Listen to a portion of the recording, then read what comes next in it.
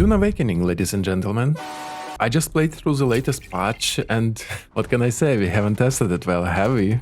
Moments like this make me wonder, how long can this game survive in such a state? At what point does the community just give up and the devs finally pull the plug, letting it be claimed by the desert? Today I want to look at the invisible dangers that bleed the game dry, the things that are not obvious and that quietly push players away without them even realizing it. So whether you're new, battle-scarred or just here for the drama, welcome. I was digging through my Dune Awakening clips collection and I was thinking, what's the first things that belongs on this list? And I just had to continue right where my last video left off. With no proper banking system, I pay my taxes once again, I get my trusty Thopter some new tier 6 parts and I stay. And I honestly don't know how I feel about it. You see, the game does a great job in getting you addicted, but it doesn't let you go so easily. If you take a break, it punishes you hard. Sometimes life happens. Sometimes you need a vacation. And I'm sorry, American lads, but maybe you also want just to have a break from the game. But when you come back, the masterpiece that you built and all the resources that you haven't managed to store in the bank are reduced to dust. And yeah, sure, you can bounce back quickly if you already got higher tier gear and researched a lot of things. But let's be honest, most of the players will not bother. They will just say something like, yeah, screw this, and move on to a game that actually values their time investment.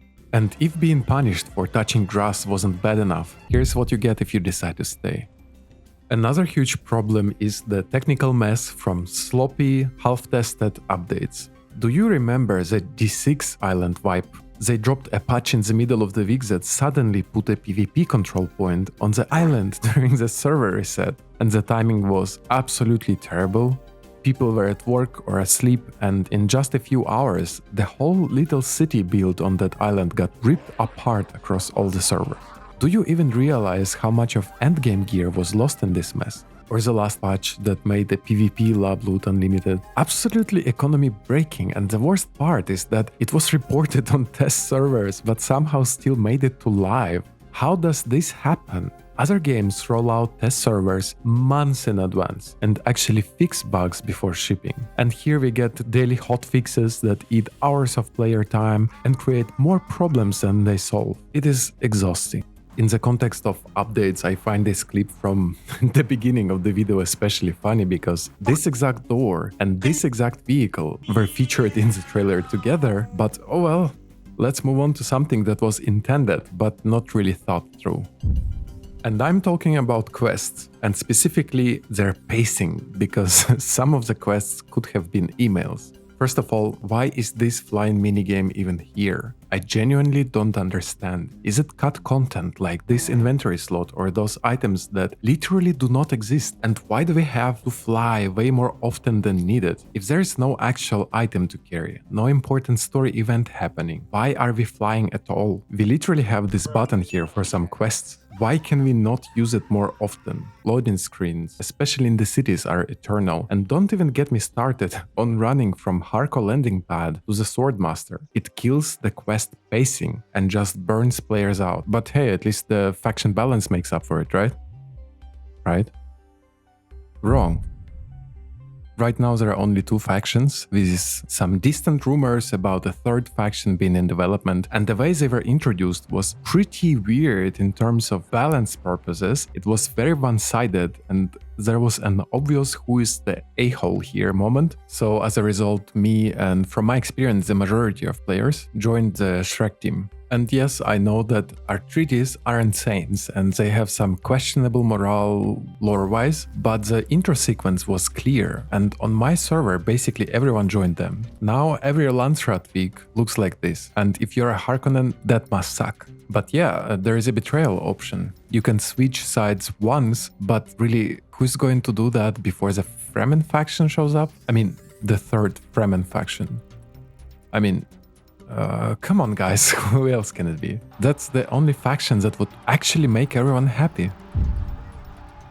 Ironically, the next point is about the devs trying to serve everyone at the same time. And I don't know if it is Tencent breathing down their necks or just pure miscommunication, but from the endless apology and explanation posts, all the questionable updates, the devs do not come across as confident in their vision. The game has sort of an identity crisis right now, because the devs try to serve all the players at once and they succeed, but only partially. PvE people still have to go to the PvP zones for spies, and PvP players have no real opponents, and even if you find one, there is zero incentive to fight beyond messing someone else's time.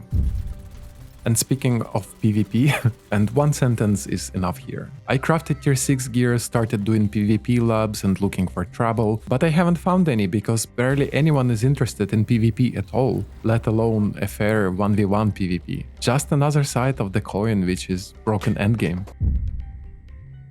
For this one I have a hot take for you. I do not mind gear grind. What some people call boring, I call meditative. But most players need real motivation to push forward. And the big spice refinery, for example, it is a huge community milestone, but the game never gives players a reason to chase it. That's why only about 1/10 of players on Steam even reached late mid-game, and only 1/10 of that 1/10 reaches the late endgame. For a live service game that's supposed to last years, that's a no bueno. Right now we are forced to go through the same loot pool for the Deep Desert every week, but we just have to wait for them fixing this quote-unquote bug that was totally not stalling before those items actually appear in the game. And I have a question. Where are the exclusive endgame rewards? In multiplayer games, cosmetics and rare gear actually matter. People want that one item they can flex with, saying, yeah, I did it, I earned it. Not some cheap fear of missing out garbage, but something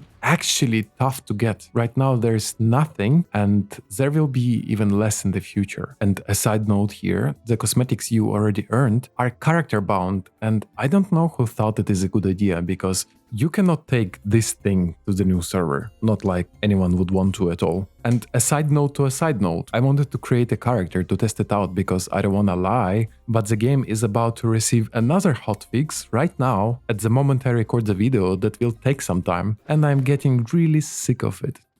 End of the day, running out of content and having nothing to do in the game is normal. But when I actually take a break, I don't know if I will ever come back, because I remember how punishing it was to leave once already. And I'm not sure I will want to repeat that. And that's my take for now.